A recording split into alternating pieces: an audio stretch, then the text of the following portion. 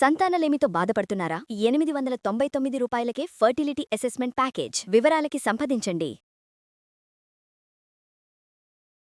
నమస్తే రమ్మగారు. నమస్తే రమ్మగారు, పూజ అయిపోయిన తర్వాత దేవుడి మందిరం ఉంటుంది కదా, ఒకవేళ రూమ్ ఉంది అనుకుంటే కనుక పూజ అయిపోయిన వెంటనే దాన్ని మూసేసి బయటికి రావాలా, లేకపోతే అలానే తీసుంచాలా? దీనికి మీకు సంబంధించి అసలు మనం పూజ గదిని చూపించవచ్చా చూపించకూడదా ఇలాంటి విషయం మనం ఒకసారి మాట్లాడుకున్నాం కదా.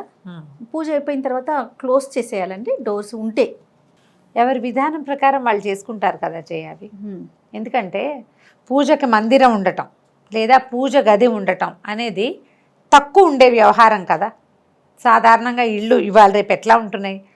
Single bedroom, double bedroom, triple bedroom, అవును, ఇండిపెండెంట్ విల్లాసు, ఇండిపెండెంట్ ఇళ్ళు, పాతకాలపు ఇళ్ళనే రీమోడలింగ్ చేసుకునేవి ఏవైనా. ఇంట్లోనే ఓ పక్కన ఒక అల్మరు దేవుడికి వదిలిపెట్టేసేది, వంటింట్లో ఓ గూడు దేవుడికి, హాల్లో ఓ గూడు దేవుడికి, ఇలాగే కదా కనపడతాయి.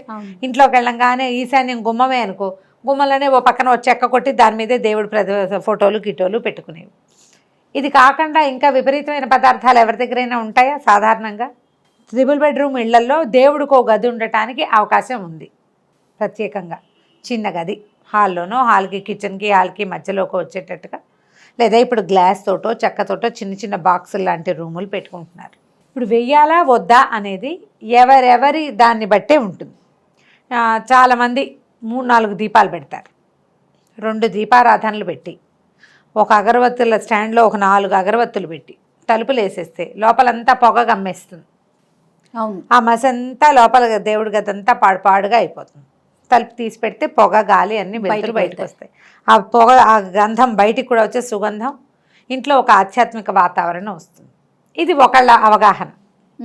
వేరే వేరే వాళ్ళు ఎవరో వస్తారు, వాళ్ళు వీళ్ళు వచ్చి దేవుడిని చూసేస్తారని, మైలబడిపోతాడు దేవుడని భావించే వాళ్ళు కొంతమంది ఉంటారు, తలుపేసేసుకుంటారు. అలా కాకుండా మా ఇంట్లో అయితే మాకు దేవుడి గది అంటూ, వంటగది దేవుడి గది కలిసి ఉండేవి. అమ్మ వాళ్ళ ఇంట్లో మా చిన్నప్పుడు మాకు దేవుడికి ఇంత బాక్సు చెప్పారు గతంలో ఒకసారి.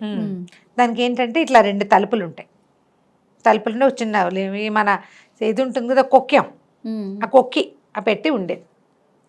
అర్చన అయ్యాక దీపారాధనలో అవి లోపల పెట్టేవారు కాదు. తలుపు తీయటం, గట్టు మీద గోవింద పెట్టి ఉంటే కోయిలాళ్ళవారు అంటారు. కోయిలాళ్ళవారు ఉంటే దానికి యువతలుగానే దీపము ధూపము అన్నీ చూపించడం, అవన్నీ గట్టు మీదే ఉంటాయి. మనం అర్చన అయిపోయాక పర్యంకాసనం చెప్పి, అంటే పౌళింపు సేవ చెప్పాక ఆ బాక్స్ క్లోజ్ చేసేవారు. ధూపము దీపము గట్టు మీదే ఉన్నాయి. అయ్యవారికి సేవాకాలం మాత్రమే సమర్పయామి, ఇది ఓకే. ఇప్పుడు క్లోజ్ చేయాలి. అది ఇతరుల కంట చాలా గ్రామాలు అవి కనపడకూడదు. మామూలుగా ఎవరో బయట వాళ్ళు కాదు, ఇంట్లో పిల్లలే అటు ఇటు తిరుగుతారు, ఎంగిల్ చేతితోటి ఏమైనా వస్తువులు దాని నీరు పడుతుంది ఇలా భావించి అట్లా. ఇప్పుడు పెద్దగా దేవుడు గదే అనుకో, చిన్న పొన్న పిల్లలు ఉంటే ఎంగిల్ చేతులతోటి వాటితోటి ఇంట్లో లోపలికి వెళ్తారా, తెలిసి తెలియక వెళ్తారు.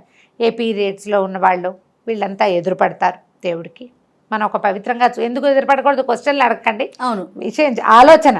మనం దేవుడికి సెపరేట్ గది పెట్టుకునేదే అవి ఒక ప్రత్యేకంగా కావాలని, పవిత్రంగా ఉంచాలని. ఇతరత్ర బయటకు తిరిగి వచ్చి మనం ఎక్కడికైనా అందరిళ్ళకి వెళ్ళి నలుగురితో కలిసి రోడ్ల మీద తిరిగి అవి ఎదురు పడకూడదన్న ఉద్దేశంతో తలుపు వేయమని చెప్తారు. కానీ పూజ అవ్వంగానే ఇక మూసేసి వాళ్ళని లోపల పెట్టాయి అని కాదు. అదేనండి, మన అవగాహనని బట్టి మనం ఇది చెయ్యొచ్చు. మనకి పూజకి ఏ గది లేదు, హాల్లోనే మన దేవుడు ఉంటాడు. ఇక ఏమిటి, ముట్టుకోకుండా ఉండడం ఒకటే అక్కడ పవిత్రత మనం మెయింటైన్ చేయగలిగేది. మనం ఏది ఎంత చెయ్యగలమో భగవంతుడి విషయంలో అంతా చెయ్యాలి. ఇంకోటి చెప్తా, అంతే చెయ్యండి. చేయలేని దాని గురించి వాళ్ళెవరో అట్లా చేస్తున్నారు, మనం ఇట్లా చేయకపోతే కుదరదని, కానీ వాళ్ళు అలాగే చేయాలని చెప్పారు, అలా చేయకపోతే కుదరదేమో, ఏదైనా కొంప మునిగిపోతుందేమో, బ్రహ్మాండం బద్దలైపోతుందేమో అని అనుకోవద్దు. అనుకోవాల్సిన అవసరమే లేదు. మన ముందు తరాల్లో మన ఇళ్లలో ఎలాంటి దేవతార్చన విధానం ఉండేది, భగవంతుడికి ఎంత పూజ చేసేవాళ్ళు. క్యాలెండర్కి అగరొత్తులు కూర్చేవాళ్ళు కూడా నాకు తెలిసి అన్న చిన్నప్పుడు వాళ్ళ ఇంట్లో దేవుడు క్యాలెండరే, ప్రతి సంవత్సరం మారిపోయేవాడు. భక్తి బోల్డు. ఏం చేస్తారు పాపం, భక్తి ఉంది. ఏమిటి, ఫోటోలు పెట్టుకుని విగ్రహాలు పెట్టుకుని దీపారాధనలు చేసి పైనుంచి కింద వరకు బొమ్మల కొలువులాగా అరేంజ్ చేస్తేనేనా? వాళ్ళ ప్రీతి అది, ఎవరు పెట్టుకున్నారో వాళ్ళకి అది ప్రీతి, అంతే, వాళ్ళ విధానం అది, వాళ్ళ ఇష్టం కదా. 100% అండి. ఇప్పుడు నువ్వు అంత చేయలేవు, కొంచెం చేస్తావు. అలా చేయిపోతే ఏమైపోతున్నావు అని నువ్వు చేయకు. నీ శక్తిని అనుసరించి చెయ్యి. నీ అవకాశము, నీ శక్తి. ప్రతి వాళ్ళు ఇండివిజువల్గా ఇది ఆలోచించుకోవాలి. ఇలా పెట్టుకోకూడదు, ఇది తప్పు అని మొగాళ్ళని అనకూడదు. ఓకే. ఇట్లా పెడితే రేపొద్దున ఎట్లా అన్న ఆలోచన చెయ్యొద్దు. ఇంతే. మనం ఇలా చేయగలుగుతాం, చేసుకుందాం. చేసుకున్నన్నాళ్ళు ఇప్పుడు నీ వంట కొంతమంది అన్నం వారుస్తారు, కొంతమంది కుక్కర్లో పెడతారు, కొంతమంది విడిగా వండుకుంటారు, కొంతమంది రైస్ కుక్కర్లో వండుతారు. అన్నమే కాదు, చివరికి ఏదో ఒకటి ఆరోగ్యం, ఇంకోటి కాదు. వాళ్ళు బతికే ఉంటారు, వీళ్ళు బతికే ఉంటారు. పద్ధతి ప్రకారం అంతే. ఇప్పుడు ఈ విధానాలు కూడా అలాగే ఉంటాయి. ఇవేంటంటే కాంప్లికేటెడ్ చేసుకోవద్దు వీటిని. ఇది కరెక్టు తప్పు అని చెప్పడానికి ఏమీ లేదు ఇందులో. మనం దేవతార్చనకి ఒక ప్రాంతం, ఒక ప్రదేశం, ఒక స్థలం, ఒక గది, ఒక బాక్సు, ఒక చిన్న అల్మేరా అలా పెట్టుకుంటే దాన్ని చక్కగా శుద్ధంగా శుభ్రంగా ఉంచడం, శ్రద్ధగా నమస్కారం చేసుకోవటం. కుదిరితే దానికి చేయగలిగినన్ని హంగులు చెయ్యి. చేయలేవు, ఎంత చేస్తావో ఆ చేసే కాస్త శ్రద్ధగా చేసుకో. నీ శ్రద్ధ కదా భగవంతుడికి కావాల్సింది. నువ్వు ఎన్ని బొమ్మలు పెట్టావో కాదు, నువ్వెంత హంగు చేసావో కాదు, నువ్వు ఎంత శ్రద్ధగా త్రికరణ శుద్ధిగా భగవంతుడికి నమస్కారం చేస్తున్నావు, నువ్వు ఎంత నమ్ముతున్నావు, నీ నమ్మిక ఎంత, అది తూకం. దాన్నే చూస్తాడు దేవుడు. నువ్వు ఎంత ఏర్పాటు చేసావు అనేది అసలు తూకంలోకే రాదు. అదంతా నీ తృప్తి కోసం నువ్వు చేసుకునేది, నీ సరదాకి, నీ శక్తి అనుసారం. కాబట్టి దాన్ని బట్టి తలిపేయాలా వద్దా అనేది డిసైడ్ చేసుకోండి. ఎంత బాగా చెప్పారు రమ్మగారు. ఇప్పుడు అంతే కాదు, ఇప్పుడు నేను తలుపు వేసుకోవాలి అని చెప్తాను తలుపు వేసేయాల్సిందే అని. తలుపు వేయటానికి కుదరని వాళ్ళంతా ఏం చెయ్యాలని? అంతే కదా, ఎంత ఇబ్బంది కదా.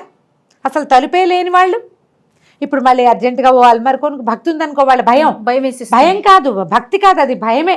అమ్మో అలా చేయకపోతే కొంప మునిగిపోతుందని మళ్ళీ ఓ పెట్టుకొని ఓ బాక్స్ కానీ ఆ మందిరానికి ఏమిటో తలుపులు పెట్టించి రోజు వెయ్యాలట, లేకపోతే కొంప మునిగిపోతుంది. ఏమిటది? ఎందుకు అంత భయపెట్టాలి ఎవరినైనా? మనం ఎందుకు భయపెట్టాలి? ఇన్ఫ్లుయెన్స్ అవుతున్నారు కదా అని చెప్పి మనకి తోచింది చెప్పేస్తే దాని ఇంపాక్ట్ ఉండదు కదా రమ్మగారు. మనకి తోచడం కాదు, మనం ఆలోచించుకుని చెప్పుకోవాలి. రైట్, ఆలోచించుకుని చేసుకోవాలి. అంతే. ఇది పద్ధతే అయితే అయ్యింది, కానీ అవకాశం ఉండాలి కదా. ఓకే రమ్మగారు, నమస్తే. నమస్తే.